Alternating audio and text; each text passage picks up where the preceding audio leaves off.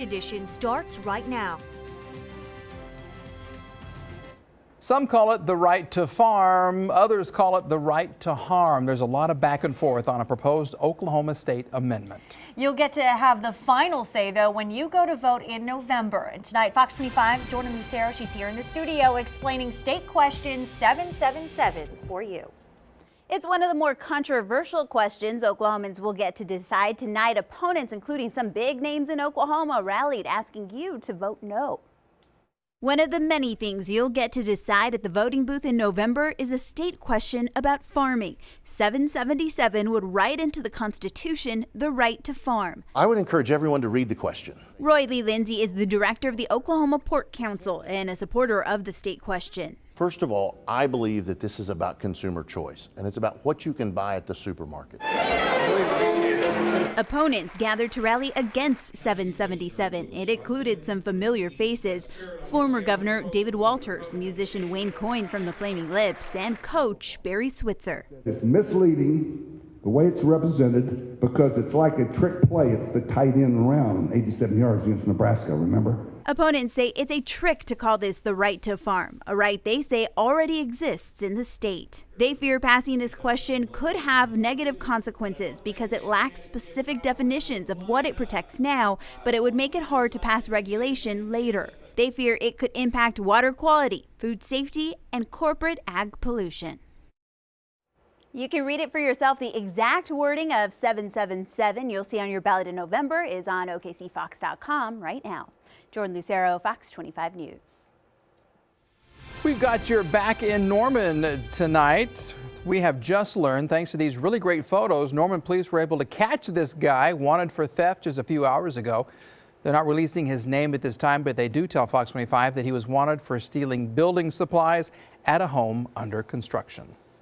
Tonight, we now know what was inside a suspicious package. It was found at the Industry Car Wash near Wilshire and Council Road this morning.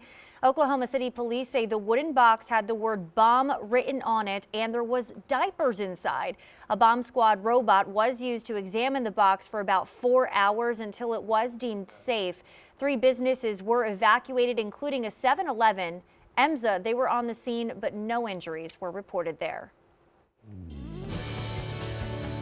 Good evening, everyone. Hope you had a real nice day. Hope you wore a jacket this morning. It was the coldest morning in almost 5 months. The last time we were in the upper 40s in Oklahoma City was May 13th, late spring, and we did drop all the way down to 48 in Oklahoma City this morning. It was cooler in other parts of the state, like way up here in Woodward. It was 45, middle 40s in Stillwater, and some upper 40s Hobart and Lawton. Way down here in southwest Oklahoma, it will not be quite as cool tonight or tomorrow morning, falling to about 54, unseasonably cool, clear skies and light winds. It's going to be a hot hump day tomorrow, that's for sure. Another fall front comes in before you know it. And our next best chance of rain showers and thunderstorms. We're going to talk about that and see if these things will affect your weekend plans in your full forecast real soon.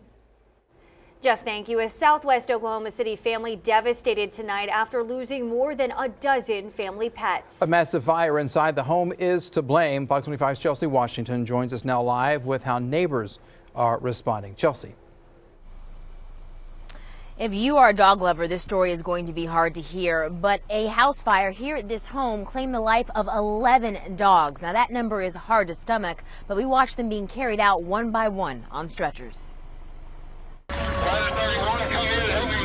This was the scene around 1:20 this afternoon. The house on Southwest 26th engulfed in smoke and a total of 14 dogs inside, the majority in cages, while a homeowner ran a quick errand.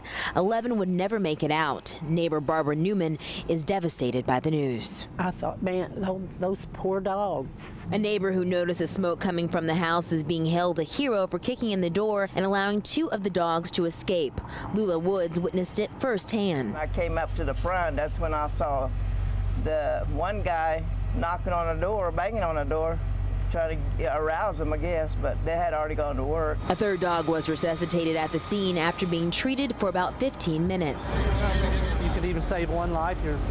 That's a good thing. You know, we would obviously again like to have brought all the pets out safely, but it just wasn't wasn't in the cars today with the heavy smoke that we encountered. And many people like Woods say they thought the couple only had 2 or 3 dogs, not 14, which appeared to be large pit bulls, according to authorities. Children to them, they pet them, feed them, cook out on weekends for them. Thankfully, no firefighters suffered injuries while putting out the fire, and the home is not a total loss, but it did suffer $30,000 in damages. Now the family is being assisted by Red Cross, and the cause of the fire is thought to be electrical. Reporting live in Oklahoma City, Chelsea Washington, Fox 25 News.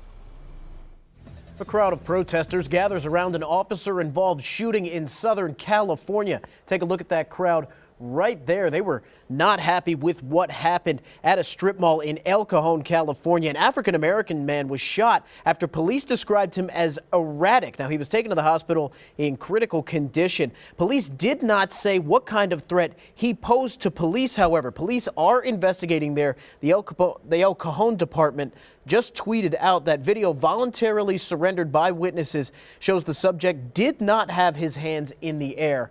They are continuing to investigate that incident there in Southern California. Dan Snyder from the live desk.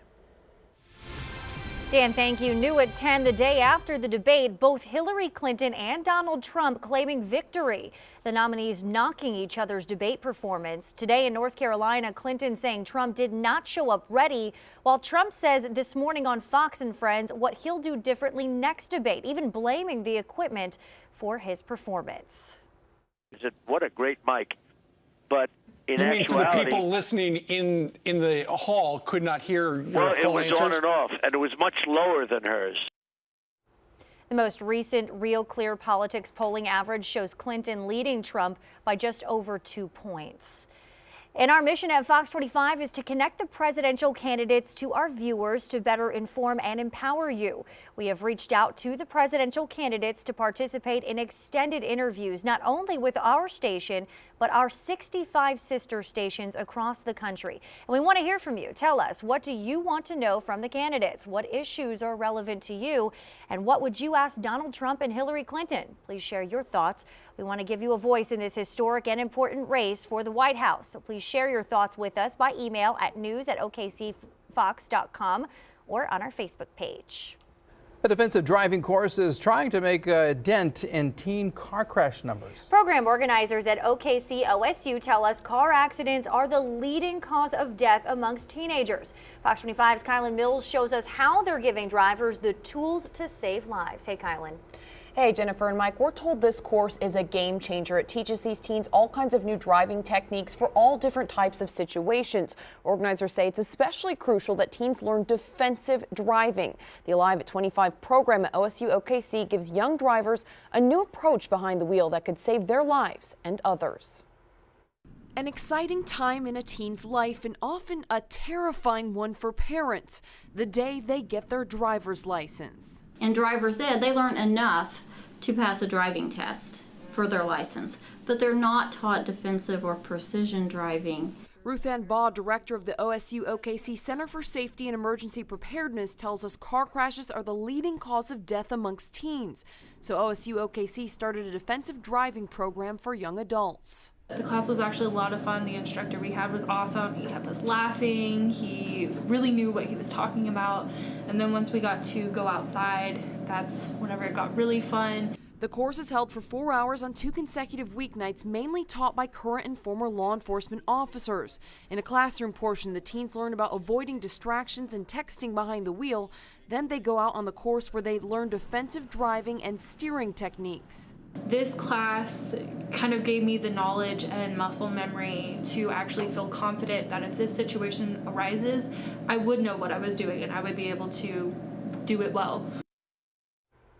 Organizers tell us a grant from State Farm made the program possible. If you're interested in signing your teen up for the course, it's held once a month. We posted a link with information on our website, okcfox.com. Kylan Mills, Fox 25 News.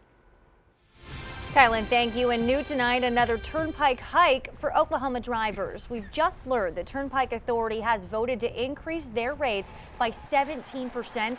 An OTA spokesman told Fox 25 the increase is contingent upon the resolution of a lawsuit that is now challenging the use of toll revenue to fund new construction. The price will increase by 12% starting in January, with additional 2.5% increases for the next 2 years.